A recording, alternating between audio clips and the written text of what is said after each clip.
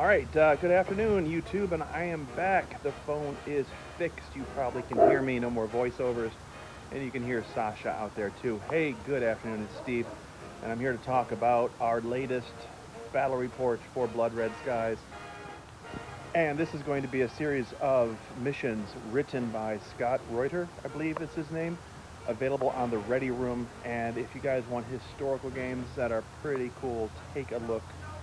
The reason I like them is not only are they written up with a great description of what happened and the aircraft involved, but he also includes the aircraft cards plus the theater and doctrines. All you got to do is cut them out.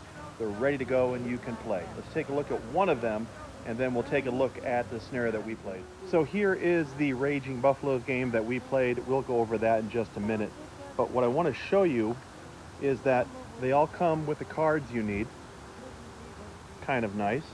But not only are there aircraft traits, but they also come with all the theater cards, doctrine, negative traits, etc. that you would need. Not only that, but they also come with the aircraft cards. So you print these out on cardstock, cut them out, and you're ready to go. You'll have a great game, ready to go, ready for the battlefield, where you don't have to go through all your cards and get everything set up. So let's go back and take a look at the scenario we played and then some thoughts on it. So a few weeks ago, Jim and his son came in from Columbus, and we thought we'd get some games in. We played a nice game of Blood Red Skies, and then switched over to Bolt Action.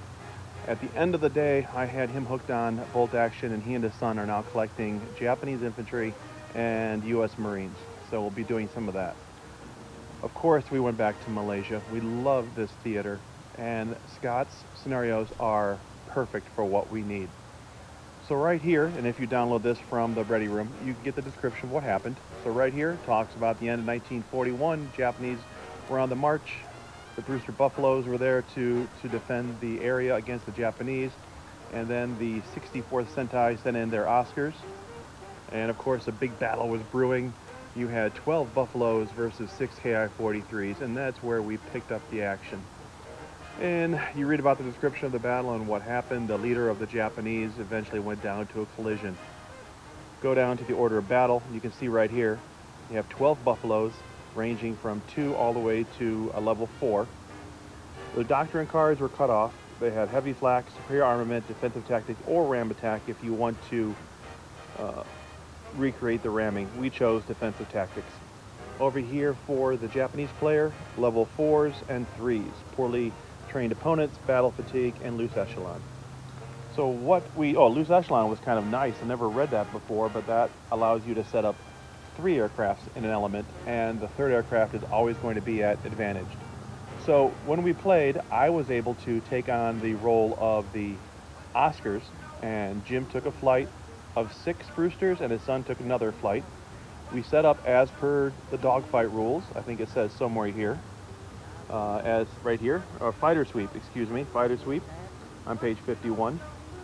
And you'll see in a minute in this collection of images from the game that when I set up, I was right across from Jim's 6 aircraft. His son set up farther back, and it almost was a perfect setup for the Oscars where I could go in, deal with Jim's initial 6, and then head over to the others that were coming in later. The Buffaloes have a sluggish trait, meaning they can't use the outmaneuver pilot action, which I thought I was going to use to my advantage. The Buffaloes are actually faster than the Oscar ones, which hurt a little bit. I thought I had it in the bag, and you're going to see in the battle that it did go back and forth. I was able to get some shots in and damage some of the Buffaloes. I did shoot one down, but by the time I got done messing around with Jim's 6, I should say getting ready to mess around because he flew really well, his son's Buffaloes came in and just caused so many boom chits. And that's what I want to talk about after we take a look at a brief snippet from the battle. Cue the after-action photo montage.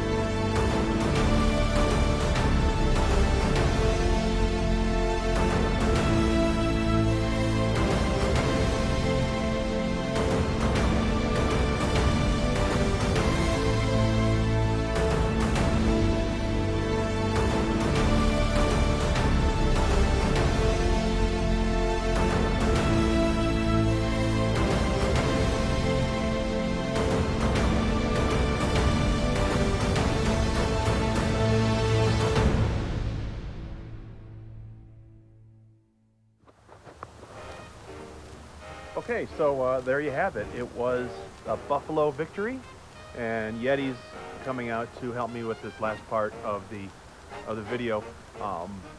It was fun. It was a game that, once again, well written.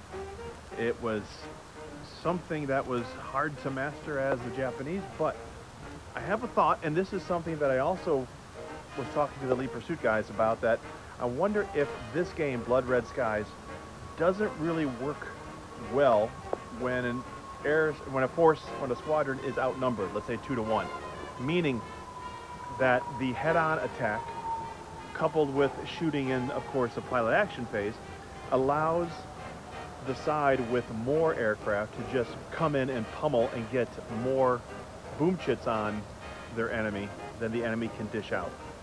What do I mean by that? That was pretty convoluted. What I mean is, so I had 6 on 6. We were doing good, back and forth trading shots.